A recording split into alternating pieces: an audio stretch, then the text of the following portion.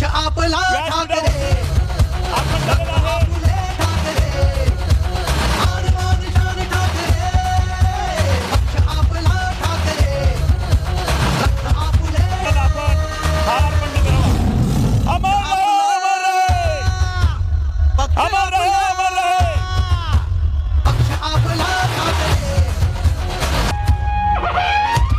मी राजन विचारे साहेब यांना विनंती करतो की त्यांनी आदरणीय केदारजी दिघे आपणास विनंती आहे की दर्शन करायचं आहे.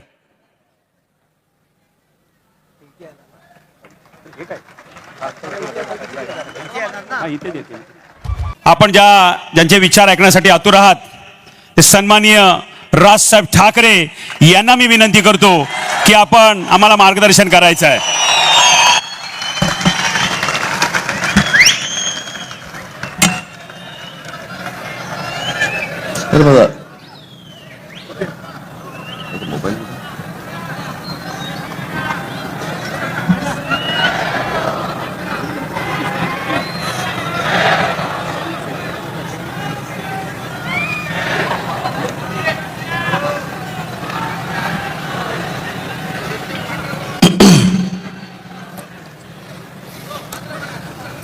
व्यासपीठावरती उपस्थित असलेले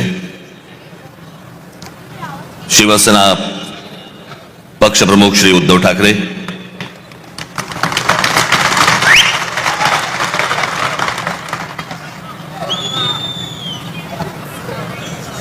माझे मित्र आणि शिवसेनेचे नेते श्री संजय राऊत,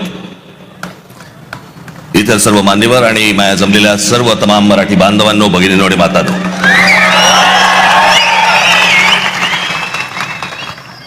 दरवेळेला इथे सभा घेतली की तो आमचा टेबल फॅन होतो. कुठे पाहायचं कळत नाही, इथे पाहायचंय का इथे पाहायचंय का इथे पाहायचंय. पण हे सरळ असल्यामुळे मी इथेच बघतो. चालेल ना?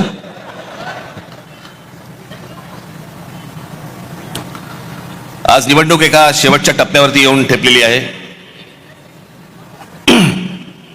कालची सभा ही मुंबईची होती, आजची सभा ही ठाण्याची आहे. उद्या सायंकाळी 5 वाजता सगळा प्रचार थांबेल, संपेल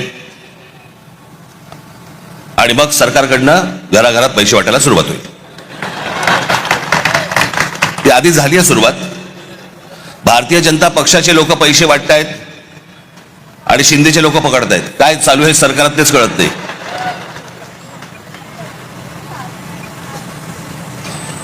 त्या दिवशी मी कल्याण डोंबिवलीला गेलो, अनेक मतदारसंघामध्ये फिरलो. प्रचंड हवा आहे तिकडे, सगळ्या गोष्टी एवढ्या करून पण मी खरं तर आज त्या कल्याण डोंबिवली मधल्या काही लोकांना मी इथे बोलवणार होतो, पण आता प्रचाराचा शेवटचे काही 2 दिवस आहेत, उरलेले आहेत, म्हणून ते इथे येऊ नाही शकले. पण मला त्यांना तुमच्या समोर तर मला त्यांना आणायचंच होतं, मुद्दा म्हणून आणायचं होतं. अनेक लोक आहेत आज घराघरामध्ये 5-5 हजार रुपये वाटतात मतांसाठी. मला समजत नाही या लोकांचं. एका बाजूला म्हणतात आम्ही विकास केलाय आणि दुसऱ्या बाजूला पैसे वाटतात आणि म्हणतात मतदान करा. मग विकास काय केलात?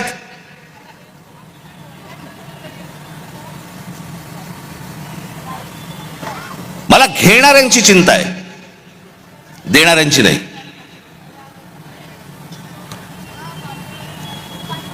आपण 5-5 हजार रुपयामध्ये आपल्या मुलांना, आपल्या मुलीला आपण काय सांगतोय, आपण काय शिकवतोय, ते उद्या ज्यावेळेला समाजात जाणार त्यावेळेला ते काय म्हणणार? माझा बाप विकला गेला, माझी आई विकली गेली, माझ्या वडिलांनी आणि माझ्या आईने पैशासाठी मत विकलं. उद्या ती मुलं असतील, त्यांचे त्या मुलं मुलींचे त्यांचे कोणीतरी मित्रपरिवार असेल, ते काय म्हणतील की अरे ह्यांच्या आई वडिलांनी मत विकलं, हे विकले गेले. विकले जातात. त्या कल्याण डोंबिवलीमध्ये बाजार, गुलामांचा बाजार असायचा ना पूर्वी, गुलामांचा बाजार मांडलेला असायचा, तसा गुलामांचा बाजार मांडला होता. महाराष्ट्रामध्ये 66 ठिकाणी पैसे देऊन, पैसे वाटून फॉर्म माघारी घ्यायला लावले.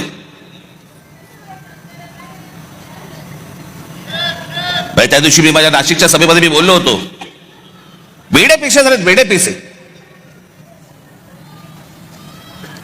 दिवशी एका ठिकाणी तर कोणी त्या एका माणसाने ते काय स्क्रुटिनी असते, समोरच्याचा एबी फॉर्म घेऊन टाकला.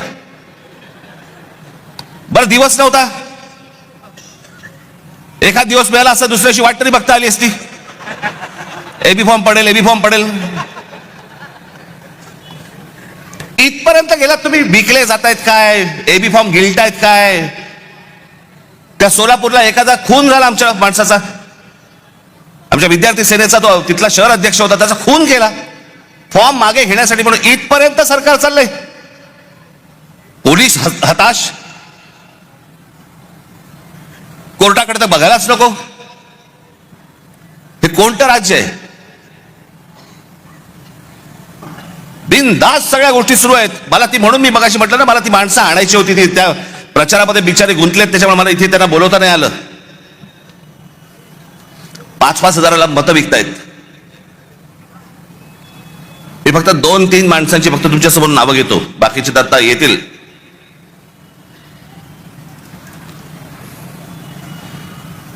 शैलेश धात्रक, ते काय प्रभाग 4चा प्रभाग असतो ना, त्याच्यामध्ये एका कुटुंबातले 3 जण उभे आहेत.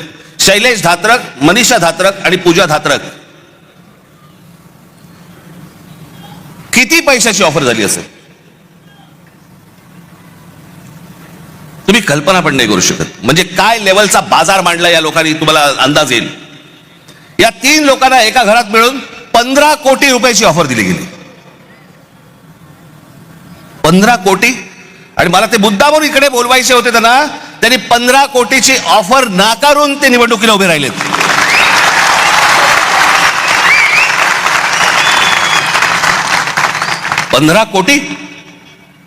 पंधरा कोटी रुपयाची ऑफर नाकारणारे कुठे आणि 5-5 हजार रुपयामध्ये मतं विकणारे कुठे? दुसरा मुलगी सौ राजश्री नाईक, कितीची ऑफर झाली? 5 कोटी रुपयाची. कुठे आहेत? या इकडे, या इकडे.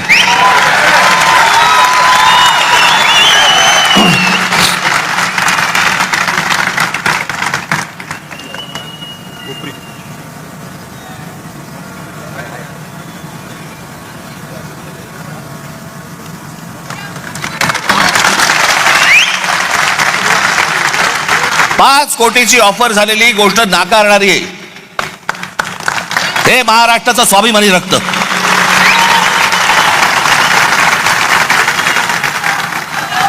बसा ताई.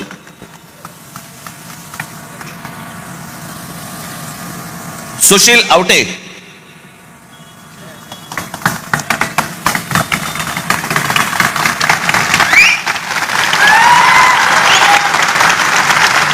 एक कोटी रुपयाची ऑफर झाली, नाकारले. अजून बरेच जण आहेत.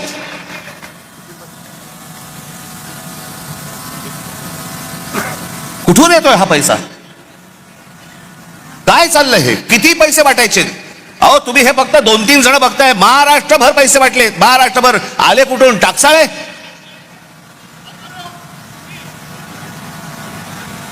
कोणाला 5 कोटी, कोणाला 10 कोटी, कोणाला 15 कोटी, कोणाला 1 कोटी, 2 कोटी, काय बघायलाच नको. ही कोणती महाराष्ट्राची निवडणूक आहे? अहो इतकी वर्ष ह्या निवडणुका आम्ही बघतोय, अशी निवडणूक नाही पाहिली.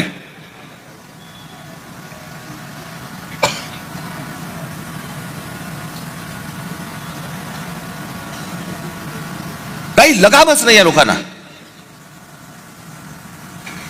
बिनधास्त जे काय हवंय ते करायचंय. कोर्टात जाऊन काय उपयोग नाही, पोलिसात जाऊन काय उपयोग नाही, कुठेही तुम्हाला जाऊन उपयोग नाहीये. बस आमची मर्जी. त्या बदलापूरला आमच्या महाराष्ट्र नवनिर्माण सेनेने त्या बाईच्या मुलीचं, एक लहान मुलगी जिच्यावरती बलात्कार झाला, तिचं प्रकरण जेव्हा बाहेर काढलं,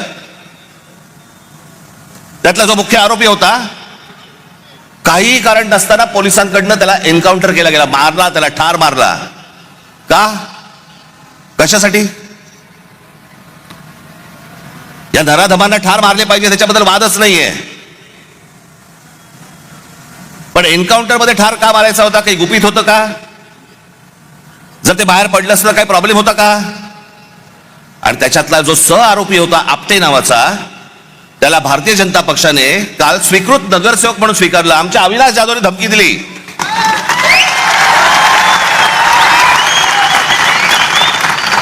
की बदलापूरमध्ये आम्ही मोर्चा काढतो म्हटल्यानंतर त्या स्वतःहून माणसाने त्याचा राजीनामा दिला की नको मला स्वीकृत. हिंमत कशी होते यांची द्यायची?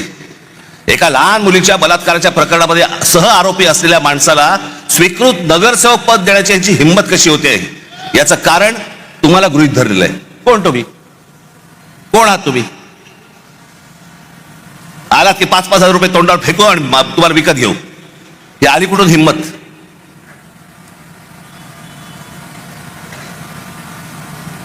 काल मी सांगितलं भ्रष्टाचाराचे आरोप आमच्यावरती करतायत.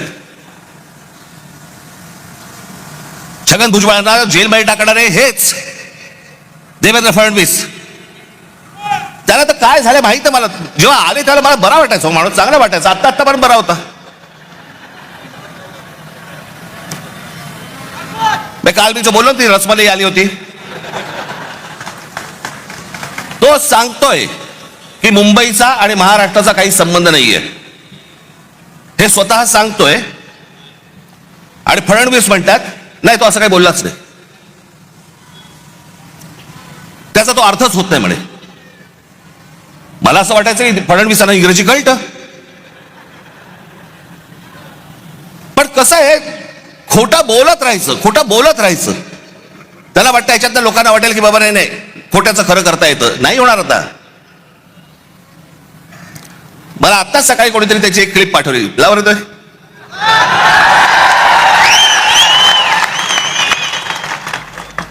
अण्णामलाईंच्या स्टेटमेंट बद्दल काय म्हणा? Bombay is not a Maharashtra city. Mumbai महाराष्ट्राची नाही याचं इंटर असं हे माझं मत आहे. Bombay is not a Maharashtra city. Mumbai is not a Maharashtra city. असं नाहीये. Bombay is not a Maharashtra city. त्यांनी म्हटलं मुंबई हे आंतरराष्ट्रीय, आणि ते खरंच आहे, आंतरराष्ट्रीय शहर आहे. त्यात काय वाईट आहे? Bombay is not a Maharashtra city. आंतरराष्ट्रीय शहर आहे. महाराष्ट्राचं नाही असं असं बिलकुल नाही म्हटलं. Bombay is not a Maharashtra city. त्याचं वाक्य आहे. नाही तसं त्याचा अर्थ झाला. Bombay is not a Maharashtra city. CM साहेब त्यांचं वाक्य. तो बोलतोय खाली की मुंबई महाराष्ट्राची नाही म्हणून नाही. तो असं बोललाच नाही म्हणे. त्याचा म्हणे तो अर्थच होत नाही. किती खोटं बोलायचं, काही मर्यादा? कोणासाठी करताय हे तुम्ही? कशासाठी करताय हे?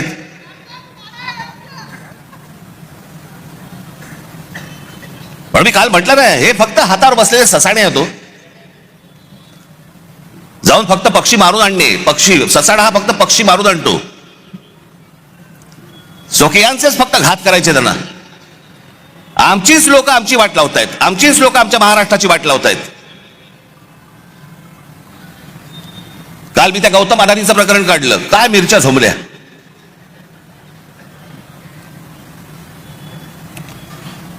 आणि काय पुढे सुरू केलं तर राज ठाकरेंचा माझा आणि गौतम अदानीचा एक फोटो. बरं मग पुढे माझ्या घरी गौतम अदानी येऊन गेला एकदा. माझ्याकडे रतन टाटाही येऊन गेलेत. माझ्याकडे मुकेश अंबानी येऊन गेलेत. माझ्याकडे आनंद महिंद्राही येऊन गेलेत. अनेक उद्योगपती येऊन गेलेत. अनेक फिल्म मधले कलाकार येऊन गेलेत. घरी येऊन गेले म्हणून त्यांची काय पापं झाकायची का मी?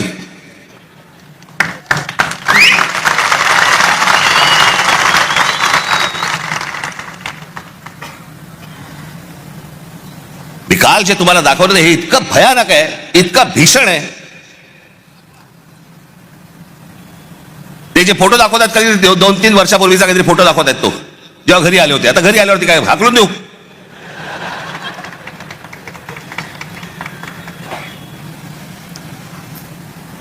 ज्या वेळेला या महाराष्ट्रावरती संकट येईल, ज्या वेळेला या मुंबई ठाणा आमच्या शहरांवरती संकट येईल, राज ठाकरे दोस्ती बिस्ती बघणार नाही कुठे.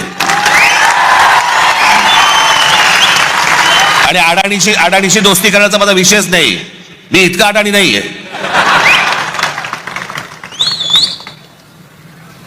पण ते काल जे मी तुम्हाला दाखवलं त्याचं गांभीर्य नीट समजून घ्या. मी काल जे तुम्हाला सांगितलं की जवळपास 60% म्हणजे हा माणूस कधी सिमेंटमध्ये कधी नव्हता, तो आज माणूस 2 नंबरला सिमेंटमध्ये आलाय. आज देशातला 2 नंबरचा सिमेंटचा व्यापारी तो आहे. आज ही सगळी विमानतळ. आता नाही इथे गुजराती समाजातले लोक आले असतील. खरं तर आमचं तुमचं काही भांडण नाहीये, फक्त आमच्याशी भांडायला येऊ नका. हे जे डाव रचतायत याच्या विरोधात खरं तर इथला गुजराती समाजाने उभं राहिलं पाहिजे त्यांच्या विरोधात.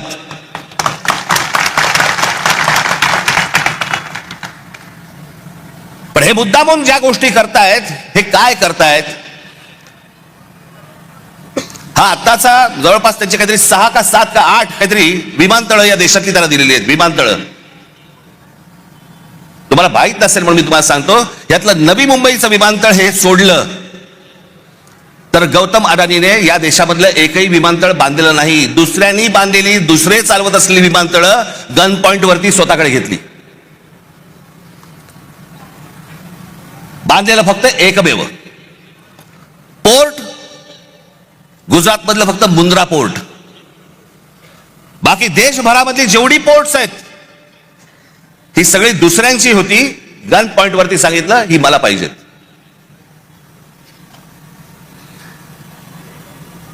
एक इथलं विमानतळ, एक पोर्ट सोडून या माणसाचं स्वतःचं काही नव्हतं. फक्त केंद्राचा दबाव, नरेंद्र मोदींचं नाव, या एका गोष्टीवरती हा माणूस अख्ख्या देशभर पसरत गेला आहे.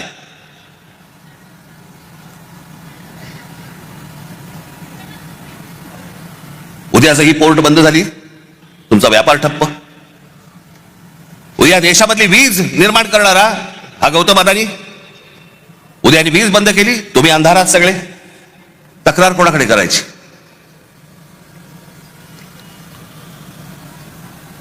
आत्ता 1-2 महिन्यापूर्वीची गोष्ट असेल, महिन्याभरापूर्वीची गोष्ट असेल.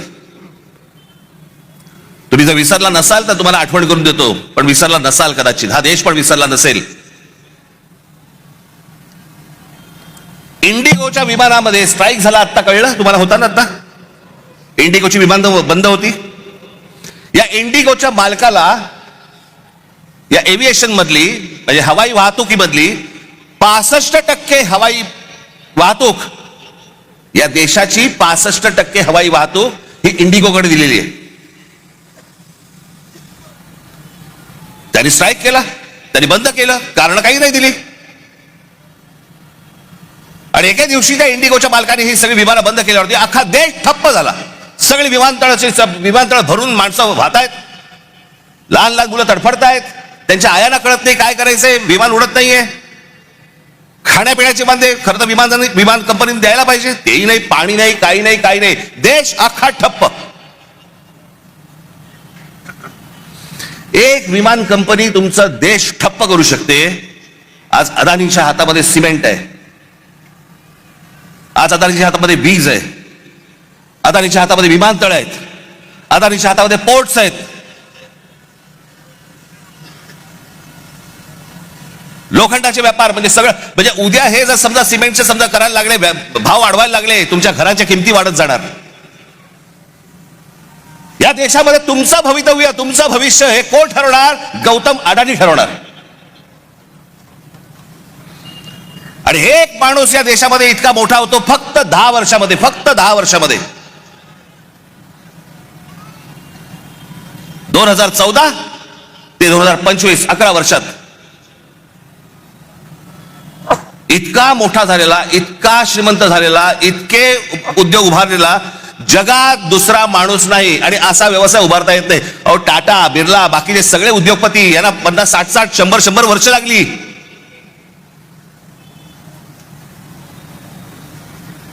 मी काल महाराष्ट्राचा नकाशा दाखवला, त्याच्यामध्ये सगळं दाखवलं की महाराष्ट्रामध्ये कशा प्रकारच्या गोष्टी होत आहेत.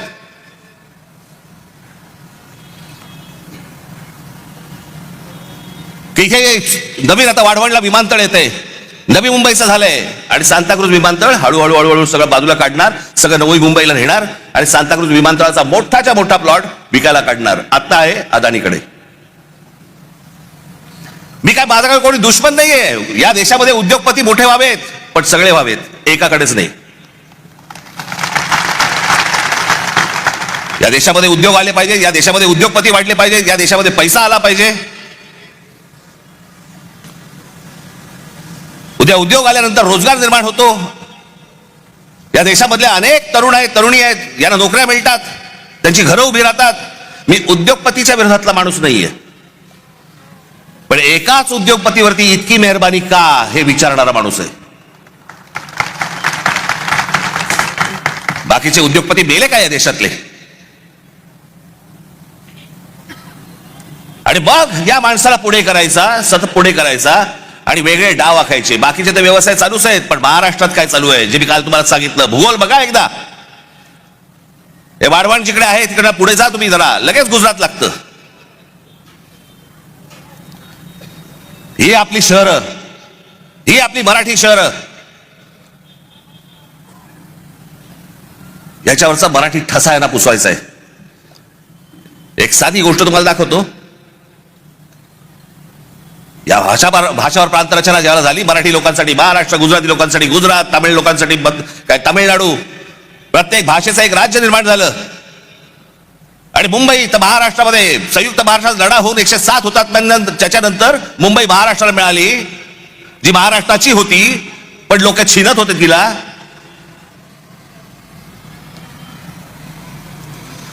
प्रत्येक राज्याची एक स्वतःची एक संस्कृती असते, प्रत्येकाची एक भाषा असते, प्रत्येकाचा एक स्वाभिमान असतो. आमच्या स्वाभिमानात तुम्ही दख लावताय. नवरात्राच्या वेळेला गरबा खेळला जातो. आमच्या इकडे मुंबईमध्ये पण होतात या गोष्टी, तुमच्याकडे होत असतील. अनेक आपले लोक, काय प्रत्येक जण गुजराती नसतो, आपले लोक अनेक जण जातात, गरबा खेळतात. अनेक महिला असतात, त्यांना गरबा आवडतो, खेळतात. चांगली गोष्ट आहे, वाईट काहीच नाहीये.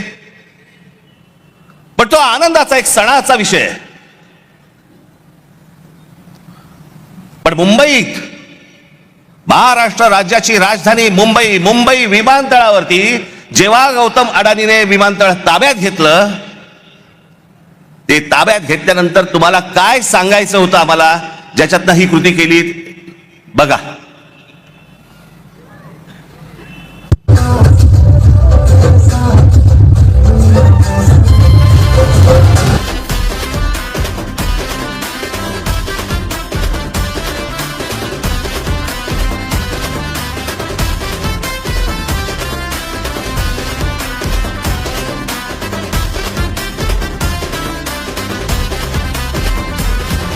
मुंबई विमानतळावरती गरबा केला.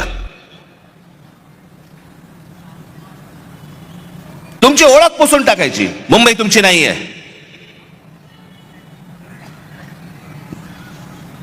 गणपतीमध्ये ढोल लेझिम वाजवलेत का?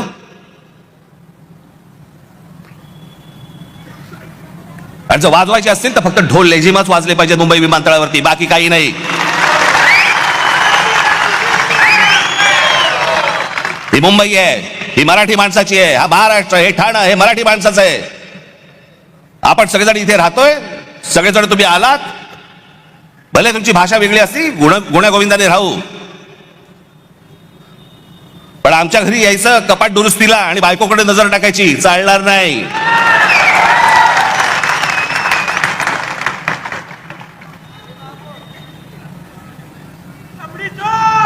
काय बेभानपणा सुरू आता इथे तुमच्या घोडबंदरला. या घोडबंदरला इथे नॅशनल पार्क मध्ये, ही लोकसत्तामध्ये आलेली बातमी आहे. लोकसत्तामध्ये 1000 एकर जमीन जंगलाची, जंगल आहे, डेन्स फॉरेस्ट, घनदाट जंगल, त्याची 1000 एकर जमीन ही एका उद्योजकाला विकतायत. जंगल काढून टाकतायत, झाडं तोडून टाकतायत. आता बरं वाटलं मला की गणेश नाईकांनी सांगितलं मी हे होऊ देणार नाही. आनंदाची गोष्ट आहे ती. पण मला कळलंय हे कोणाला करायचंय, एकनाथ शिंदेना करायचंय. त्यांच्या कुठे ओळखीचे आहेत.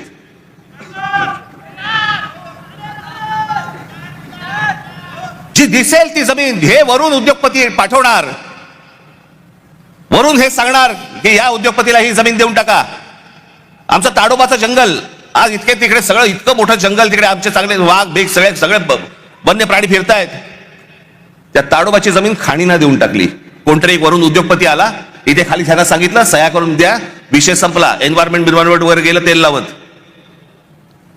ताडोबाची जमीन तिकडची एक खाणीला देऊन टाकली. इकडची जंगलाची जमीन देऊन टाकली. इकडे बंदर देऊन टाकलं, इथे तुमचं विमानतळ देऊन टाकलं, इथे तुमची आता ते काय डम्पिंग ग्राउंड देऊन टाकलं. ती जिथे गौतम अडाणी बघेल ही जमीन मला पाहिजे, घेऊन जा. एकाच माणसाला एवढी मेहरबानी का चालू आहे? असं काय तो माणूस देतोय? त्याचं कारण ह्यांचा जो आज ते विळखा आखतायत ना, जो मुंबई, ठाणा, कल्याण, डोंबिवली ही सगळी शहरं ही सगळी गुजरातला मिळवायची. खास करून मुंबईवरती लक्ष आहे. पण ठाणा, कल्याण, डोंबिवली, पालघर, बिलघर ह्या सगळ्या गोष्टी ह्यांच्या हातात आल्याशिवाय यांना मुंबईला हात घालता येणार नाही, कारण भौगोलिक दृष्ट्या जमत नाहीये. म्हणून हे सगळे प्लान सुरू आहेत. त्याच्यासाठी ह्या सगळ्या गोष्टी सुरू आहेत. आपण या गोष्टींचा नीट विचार केला पाहिजे. ही निवडणूक कशासाठीची निवडणूक आहे ती. ठाणे शहरामध्ये अनेक प्रश्न आहेत. जसे असे लोक बदा येत आहेत, बाहेरून येत आहेत. या आमच्या शहराची लोकसंख्या वाढते, तसे प्रश्नही गहन होत आहेत. काल परवाकडे मी इथे ठाण्यामध्ये फिरताना मला इतकं वाईट वाटलं. 2 रस्त्यांच्या मध्ये एक कठडा होता. त्या कठड्यांवरती माझ्या काही माता भगिनी संध्याकाळच्या फक्त गप्पा मारायला बसल्या होत्या. रस्त्यांच्या मध्ये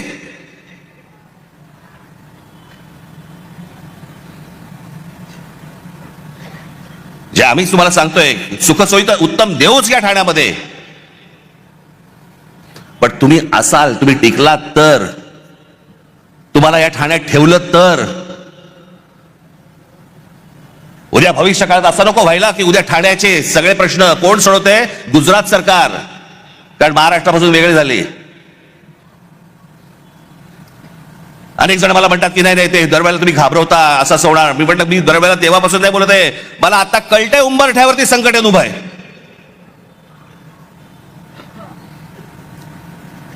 कोणत्याही क्षणी तुमच्या दरवाज्यावरती टकटक होईल. आज जर गाफील राहिलात कायमचे फसाल. कारण केंद्र हातामध्ये, राज्य हातामध्ये, उद्या या महानगरपालिका पण हातामध्ये गेल्या त्यांच्या, तर काय विचारायलाच नको. कोणाकडे जाणार तुम्ही? कोणाकडे तक्रार करणार? आणि मग एकदा हातात गेलं की परत येत नाही, ते परत येणार नाही. म्हणून आज ही ती वेळ आहे. आपल्या ठाणं, कल्याण, डोंबिवली, मीरा भाईंदर सगळ्या ठाणं तर उत्तम करूच करू. उद्धव स्वतः आपल्याला सांगतीलच, त्यांच्या भाषणामधून अनेक गोष्टी सांगतील. ठाणं तर उत्तम करूच करू, पण पहिला स्वाभिमान, पहिला मराठी ठसा, हे ठाणं आपलं आहे. हे ठाणं टिकवणं, यांनी जो आराखडा आखलेला आहे तो सगळा उद्ध्वस्त करणं हे तुमच्या हातामध्ये आहे. नाही तर उद्या आमच्या पोलीस खात्यामध्ये देखील या बाहेरच्या राज्यांमधली लोक भरली जाणार. आमच्या महानगरपालिकांमध्ये देखील बाहेरच्या राज्यातली लोक भरली जाणार. हे काही कमी करणार नाहीत या गोष्टीला. कोण तुम्ही, कोण आहात? तुम्हाला गृहीत धरलेलं आहे. तुमची किंमतच नाही या लोकांना मुळात.